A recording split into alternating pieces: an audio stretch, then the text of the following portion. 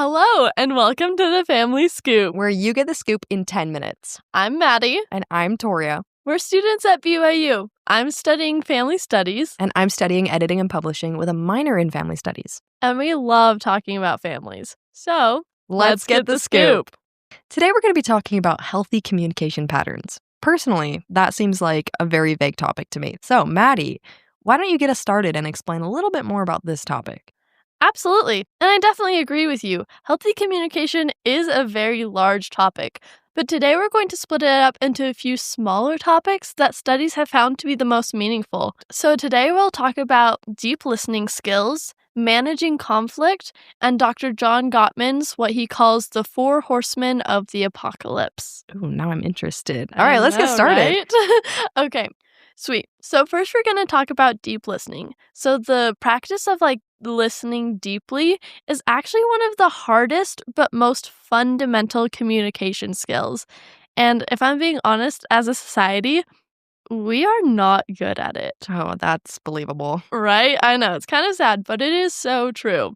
But we need to learn as a society and individually to listen to understand, not to listen to respond. Okay. Yeah, and there's definitely some skills that can help with that because once again, that is not really our natural inclination.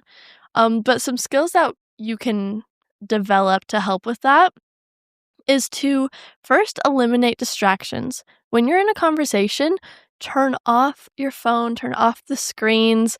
When you put your phone down on the table, put it face down so that notifications won't pop up and distract you. As well as physically turning to the person.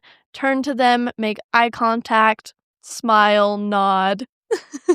Exactly. Just like that so that it shows that you're actually focused and interested in this conversation. Okay, that's good. Yeah, so just good ground rules. The next is to be an active listener. It actually takes effort, a lot more effort than people think, to be fully engaged in listening. And so it's something that you need to practice and work on and just understand that it will take effort to get to this point. And then the very last skill is to be a patient listener, especially if the conversation is a vulnerable topic or really deeply meaningful to the person. It can often take quite a bit of time to accurately vocalize the thoughts they're having because they probably have never vocalized them before instead of just thinking through it. That's fascinating. Yeah, so it can kind of be a process. So make sure that when you're listening, you're patient with them and you're not trying to jump in and guess what they're saying. You just give them the time to fully vocalize it on their own, unless they ask for help. Yeah, that makes sense. Exactly. So obviously listening certainly helps with communication, but does research show any other findings that come from deeply listening like you've been talking about? Oh, yeah, absolutely. So research has actually shown, out of the many things that deep listening can do, first, it can strengthen the attachment between the listener and the speaker, so they just become more connected. The next is that it actually can increase the organization of your thoughts, which basically means you can think clearer when you take time to listen. That makes sense. Right?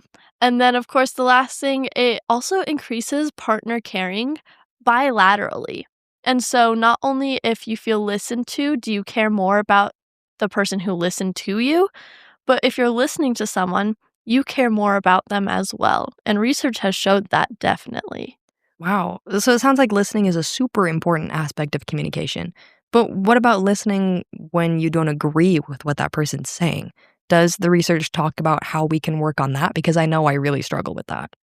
Totally. So this is actually going to fall under the category of managing conflict, which is perfect because that's what we're moving towards anyways. Oh, good. Yeah. So the first thing that we need to understand with conflict is that conflict is actually a really good thing. Really? Absolutely. Conflict is a bid for intimacy.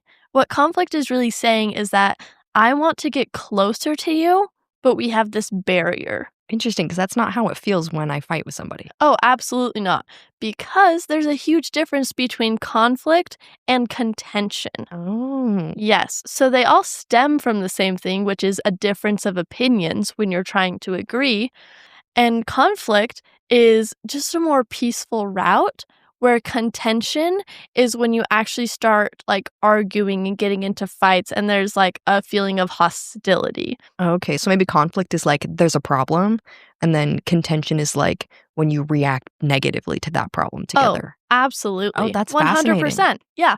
So it's crazy because conflict is the only way that people grow closer together. You can't grow closer together if you agree on everything, then you're the same person. I guess that makes sense because when I fight with my friends and then we overcome it, I feel closer to them. Oh, absolutely, 100%. So, research has actually shown with conflict that the way a conflict starts is the majority of the time how the conflict is going to end. What does that mean? Okay, great question. So what it means is like if a conflict starts up, let's say you have a difference, and it starts up like super harsh and accusing, it's going to set the other person on edge, on the defensive, and they're going to answer in a harsh and accusing way. And that's going to very quickly, if it hasn't already, turn into an argument. But on the other side, if you can start a conflict in a soft and like kind way, then you can continue to have like a good conversation about it without it turning into a fight. So you're saying like how you bring up conflict is going to really set the tone for how you handle it? Yes, that is exactly it. And we actually have a scientific term that we use to describe this, which is a hard and a soft startup. Would you mind giving the viewers and me some information on what that means? Maybe an example. Yo, yeah, absolutely. So an example of okay, let's say here's the scenario. Okay. Okay. So a husband comes home from a long day of work. He sits on the bed, takes off his socks, and he throws them right by the laundry hamper. Yes. Okay. Might sound familiar. I know this happens quite often with people. So that's the situation. An example of a hard startup would be something like, oh my gosh, can you not just get up and put the socks in the hamper? Like, it's right there. Yeah, that does sound a little harsh. Yeah, it's a little bit harsh, and that very quickly will revolve into an argument. On the other hand, a soft startup would be like, hey, babe, I know this might not be a big deal to you, but for me, it would mean a lot if you could put the socks in the hamper instead of throwing them. Do you think that's something we could work on? Yeah, I see how that's different. Yeah, Yeah. exactly. And so the way that you start up this conflict is going to be huge in the way that it resolves. I can see that. That makes a lot of sense. So I've been kind of curious this whole time.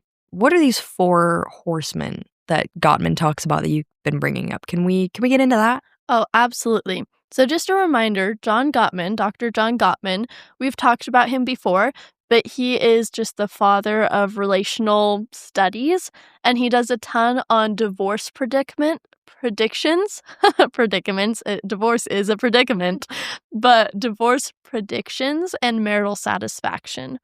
And so part of his research has found in communication patterns, there are 4 different patterns that if you see them in your relationship, it is significantly more likely that your relationship is gonna like kind of crash and burn. Oh, so these are 4 things that you need to look out for. Exactly. There are 4 things that you should definitely avoid and work on because they really are killers of relationship. But these 4 things, if they're found in your communication patterns, it's bad, is criticism, contempt, defensiveness, and stonewalling.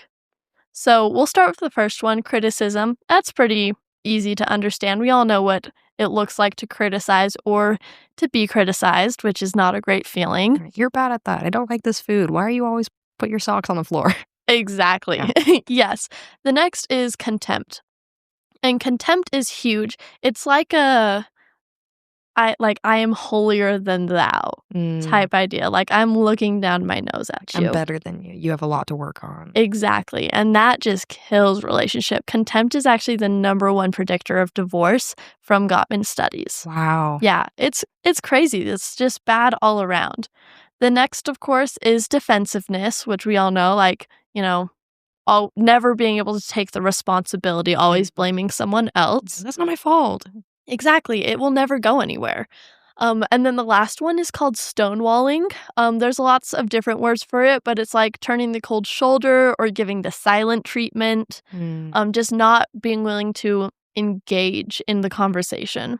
And that is something that stonewalling doesn't always happen immediately, but can turn into a very consistent habit if you're not careful.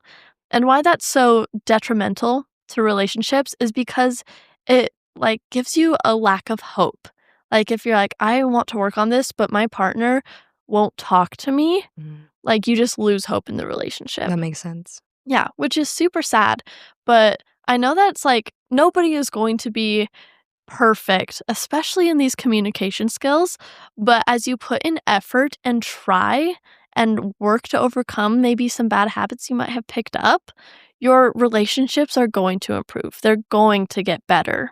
That's awesome. I totally agree, and I'm excited to try these out on my own life. I'm so glad.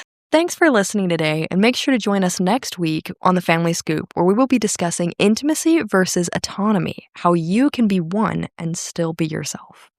We also have an Instagram account, so check out The Family Scoop to see posted content as well as our references to the studies we've mentioned in our podcast episodes. See you next week on The Family Scoop.